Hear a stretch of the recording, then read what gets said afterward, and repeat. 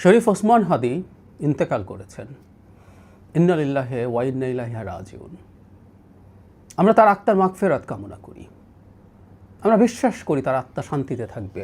তিনি শহীদ হয়েছেন, এটা আমরা বলতেই পারি, কারণ অন্যায়, অত্যাচার, আধিপত্যবাদের বিরুদ্ধে তিনি লড়াইয়ের প্রতীক হয়ে উঠেছিলেন, সততার প্রতীক হয়ে উঠেছিলেন, সাহসিকতার, বীরত্বের প্রতীক হয়ে উঠেছিলেন।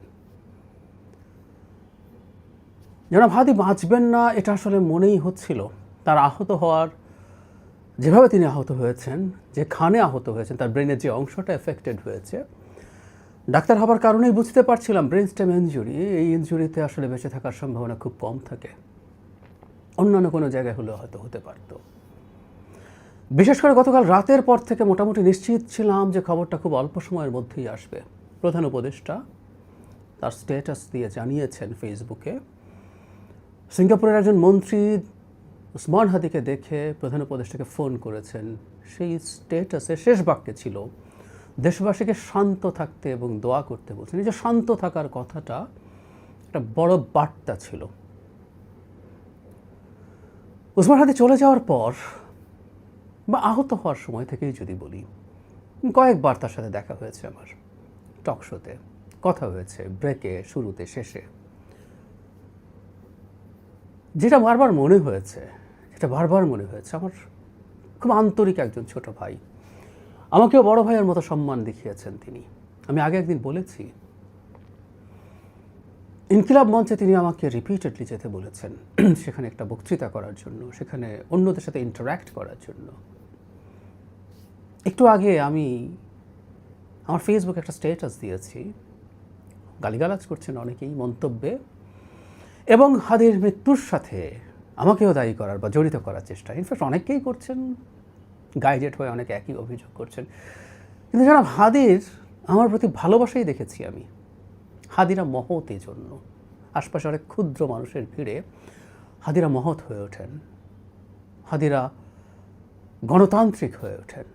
আমাকে বলেছেন যে আমার সাথে মতাদর্শগত পার্থক্য তার আছে, রাজনৈতিক মতাদর্শগত, তারপরও তিনি চান তার ইনকিলাব মঞ্চে সবাইকে অ্যাকোমোডেট করা। তিনি এই কয়েকবার দেখা হওয়ায় হাদি কতটা ভেতরে ঢুকে গিয়েছিল আমি আসলে টের পেলাম তার আহত হওয়ার পর থেকে। আমি আগে এতটা ফিল করিনি, সত্যিই ফিল করিনি এতটা, যে তার জন্য এত গভীর একটা অনুভূতি, একটা ভালোবাসা তৈরি হয়ে আছে। আর জানতাম উনি চলে যাবেন, প্রায় নিশ্চিতভাবে জানতাম। আমরা দোয়া করছিলাম, একটা মিরাকলের প্রত্যাশা করছিলাম, কিন্তু সেটা ঘটার সম্ভাবনা অত্যন্ত নগণ্য ছিল। ফলে প্রত্যাশিত ব্যাপারটাই ঘটেছে, কিন্তু ঘটে যাওয়ার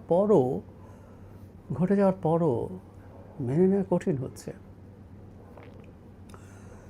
হাদির মৃত্যুর খবরটা নিশ্চিত হওয়ার সাথে সাথে একটা কথা মনে পড়ল। ডক্টর জাফরুল্লাহ চৌধুরী যখন মারা যান, তখন একটা ভিডিও করেছিলাম, আমার মনে পড়েছিল একটা কথাই। ডক্টর জাফরুল্লাহ আমাকে চিনতেন, আমি ওনাকে চিনতাম। জাফরুল্লাহ আমাকে স্নেহ করতেন, আমি তাকে শ্রদ্ধা করতাম। ঠিক একই জিনিস মনে হয়েছে, ওসমান হাদি আমাকে চিনতেন, আমি ওসমান হাদিকে চিনতাম। ওসমান হাদি আমাকে শ্রদ্ধা করতেন। এটা একটা গুরুত্ব আছে। হাদি বেঁচে থাকবেন। হাদি ইতিহাসের পাতায় তার নাম একেবারে খোদাই করে ফেলেছেন, কোনো সন্দেহ নেই। আজ থেকে বহু বছর পরেও আমি সগর্বে বলবো, যদি বেঁচে থাকি, হাদিকে আমি চিনতাম, হাদি আমাকে চিনতেন।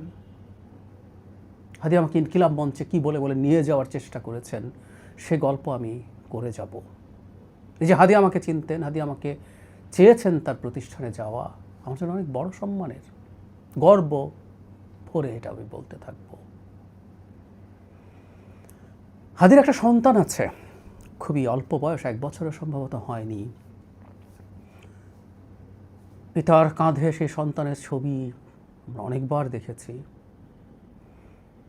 সে সন্তান পিতাকে হারালো, হাদির স্ত্রী তার স্বামীকে হারালেন, বাবা মা সন্তান হারালেন। আমরা যতই বলি না কেন হাদি বেঁচে থাকবেন, এই পরিবারটা সাফার করবে। তাদের বৈষয়িক সব প্রয়োজন মিটলেও স্বামী এবং একজন স্বামী এবং একজন পিতাকে হারানো, এই ক্ষতি শেষ কোনোভাবে কাটিয়ে ওঠার নয়। হাদির কন্যা আর কোনোদিন তার বাবাকে পাবেন না।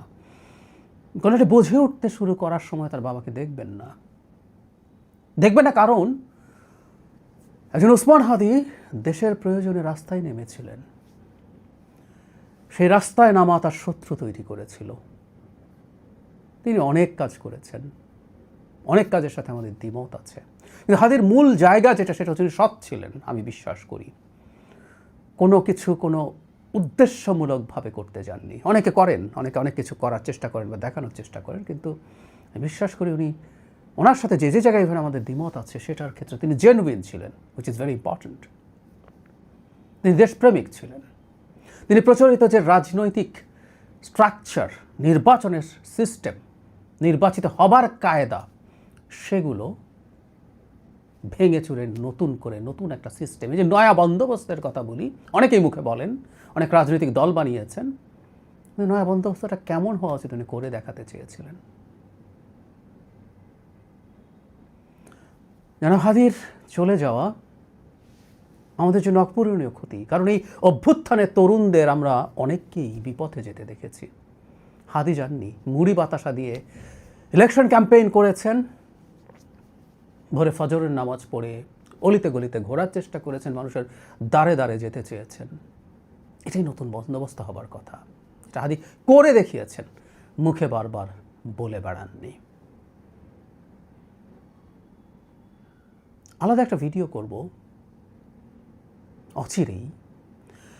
এই মৃত্যুটা যেন আমাদের কোনো বিপদ তৈরি না করে, আমাদের কিছু লাভ অন্তত হয়, বিপদ যেন তৈরি না করে। কারণ বিপদ তৈরি হওয়ার আশঙ্কা আসলে দেখা যাচ্ছে, সেটা এখানে আর বলছি না। ওসমান হাদির পরিবার এই শোক সইবার শক্তি পাক, তারা গর্বিত হবেন কোনো একদিন। প্রিয়জন হারানোর কষ্টটা কাটিয়ে উঠলেই দেশের জন্য প্রাণ দিয়েছেন, শহীদ হয়েছেন তিনি। হাদির আত্মার মাগফিরাত আবারও কামনা করি। হাদির আরও আসুক।